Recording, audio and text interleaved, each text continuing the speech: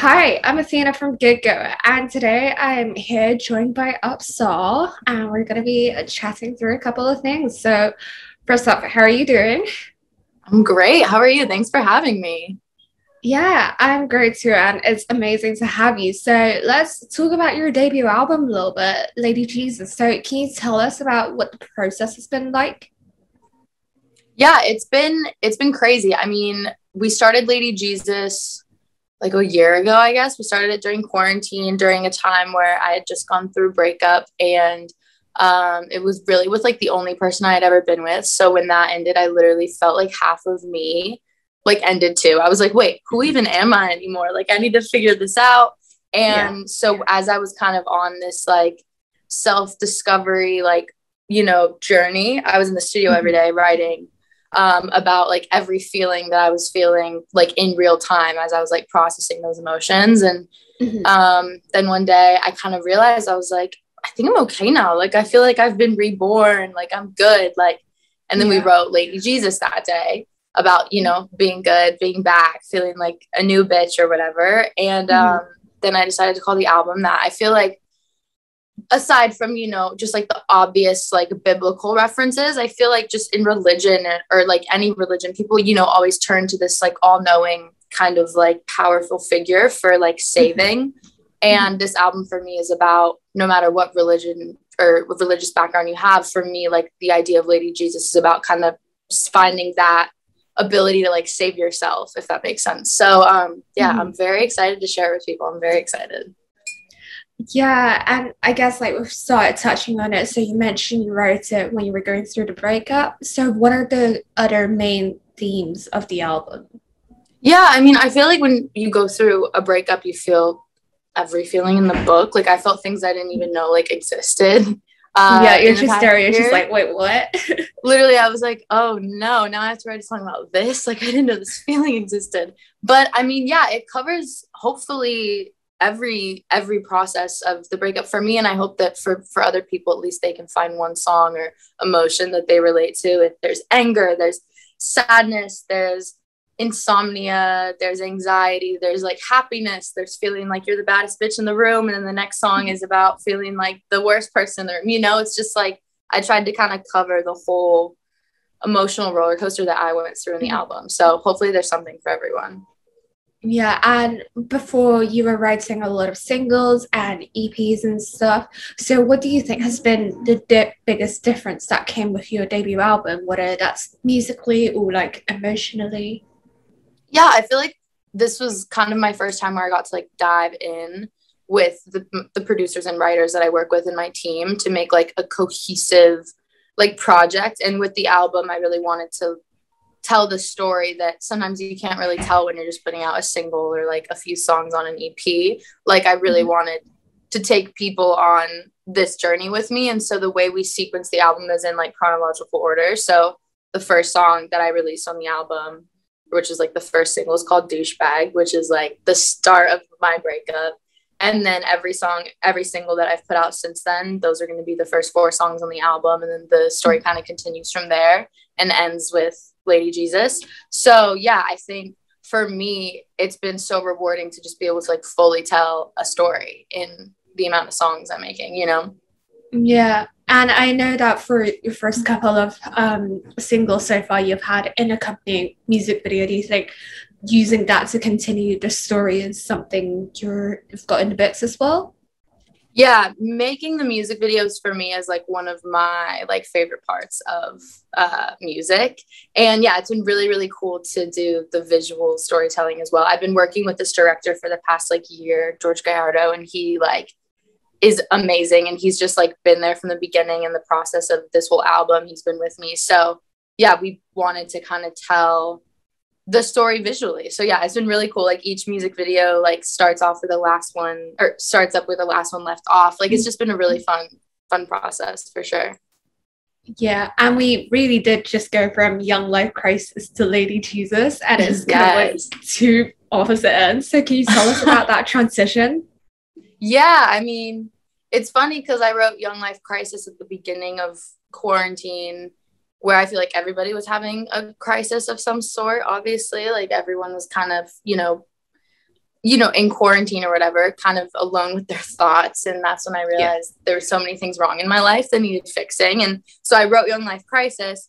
And then as I was going through, my breakup and promoting Young Life Crisis, I was writing Lady Jesus, basically. So it's always so interesting. I always love hearing from other artists, like, while they're promoting one thing, they're like writing the next already. So for me, like, I was in the Lady Jesus headspace while I was promoting the last EP, which was fun. It's like cool to like relive all of those moments that you kind of like went through, Yeah.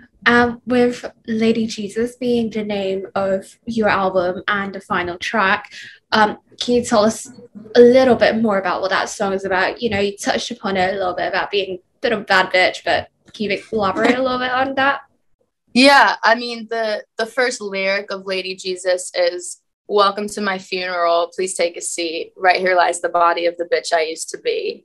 And so, it's very much just about like a rebirth. Like, I genuinely feel like, and I feel like a lot of people have felt this way just coming out of quarantine, or when you're coming out of a breakup, like you really feel like you're a new person. Like I feel like I'm a completely different person than I was like a year ago. And I feel like hopefully that person is for the better. So, Lady Jesus is just like embracing the shit that you went through and like taking that, and I made it into this album, and now I feel like I've like worked through it and I'm like in a very good headspace. And so I guess it's just like owning that death and that rebirth. And I guess setting up the scene was The Last Supper. So can you also tell us a bit more about that track?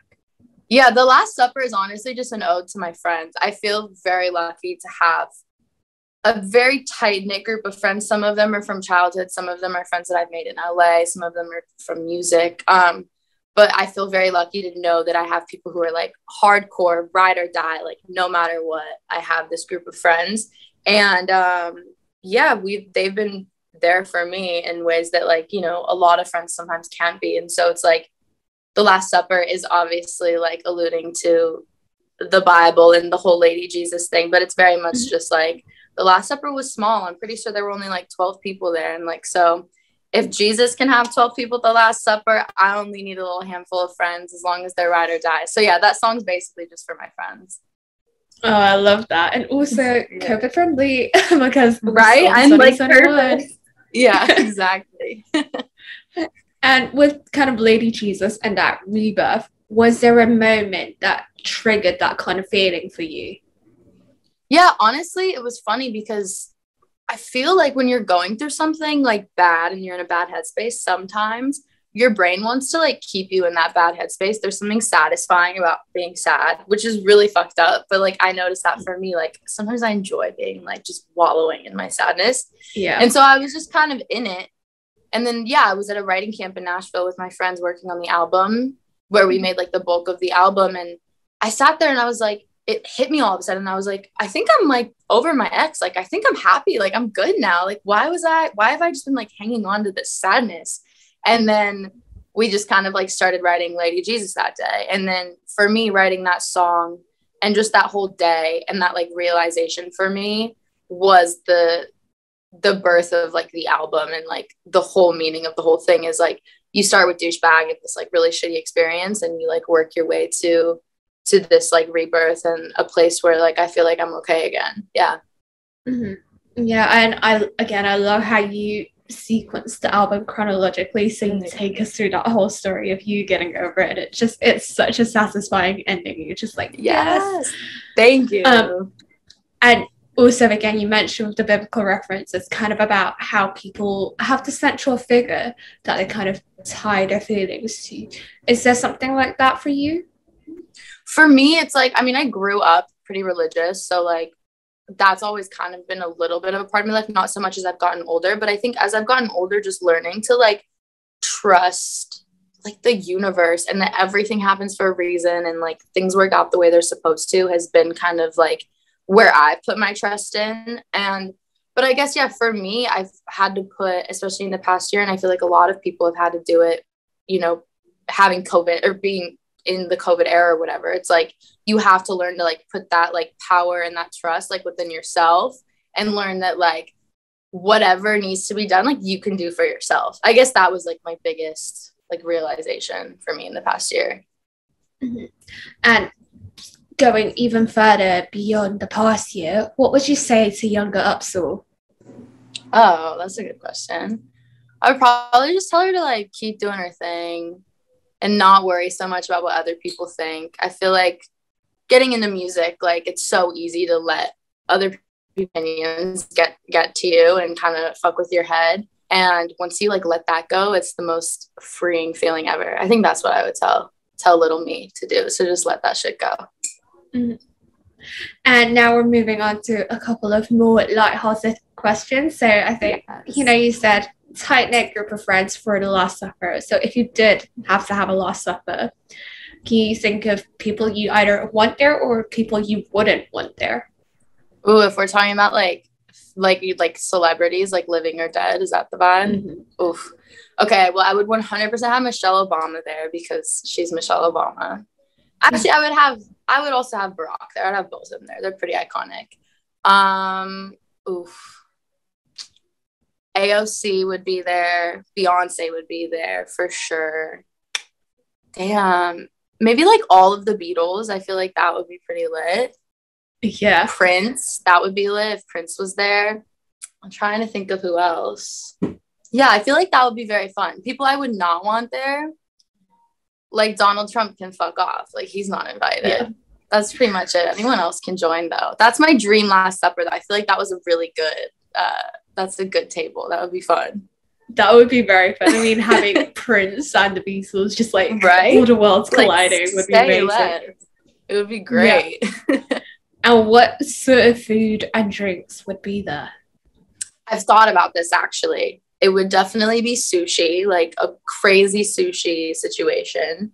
And just a lot of tequila and some wine. I think that's it.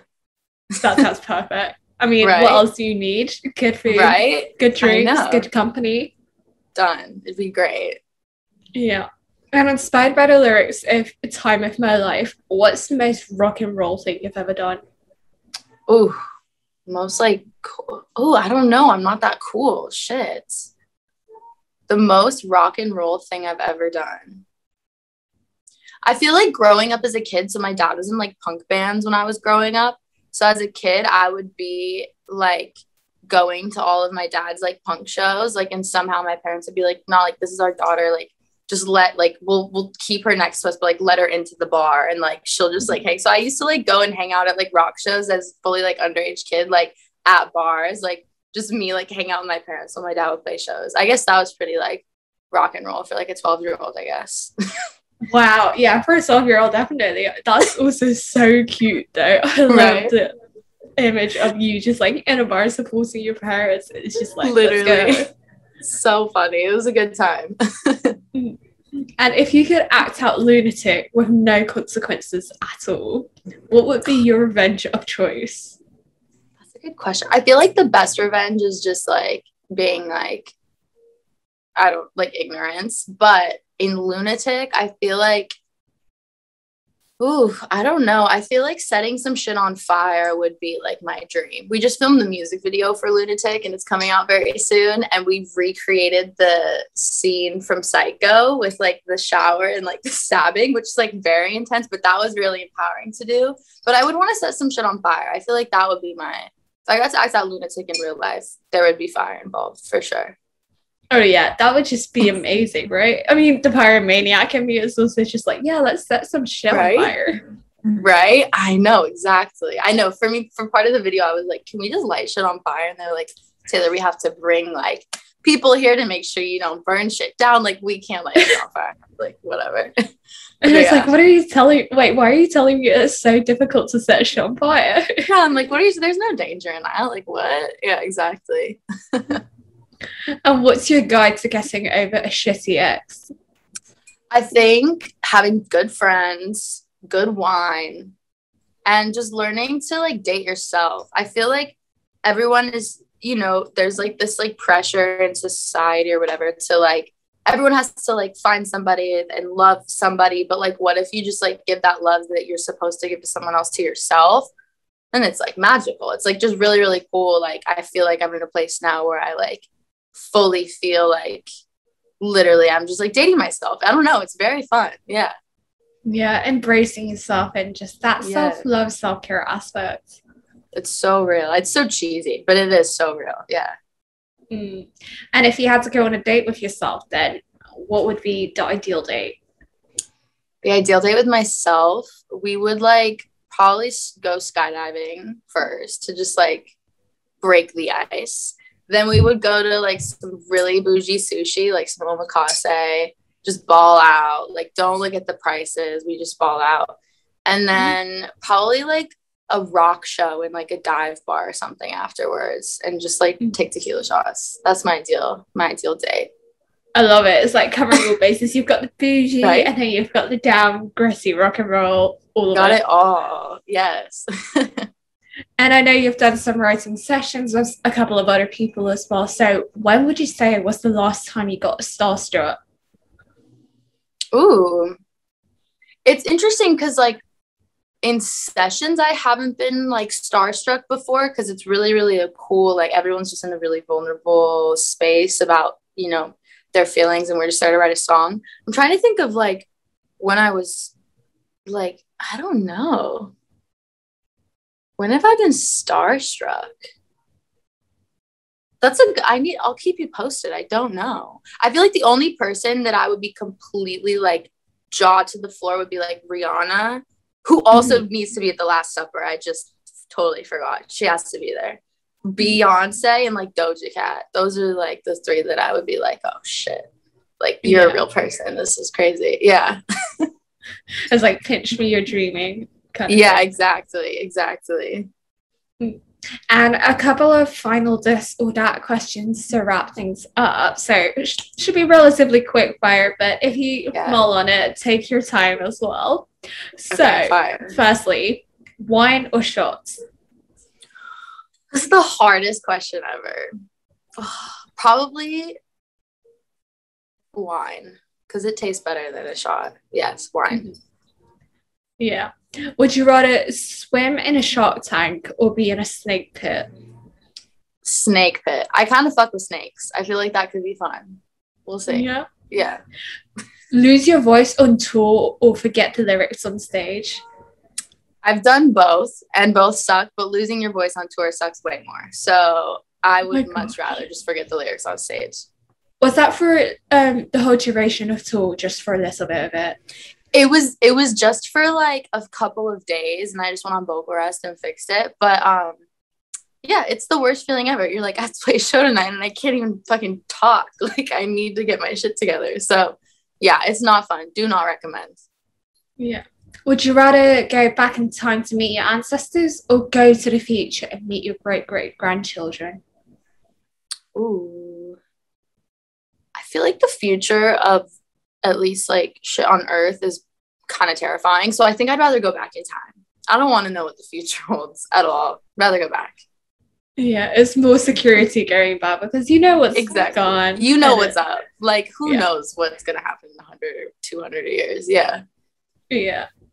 And would you rather have more time or more money? I feel like time is money, so I would probably say more time. I've always been complaining, like, there aren't enough hours in the day to do what I want to do. So I think I'd rather have more time. Mm-hmm. And always underreact or always overreact?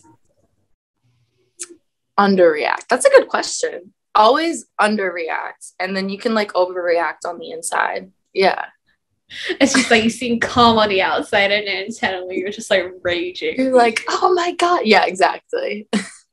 Yeah. Well, that has been a wrap. Thank you so much for talking to us today. And we've really enjoyed having you here and hearing all of the stories. It's been amazing speaking to you.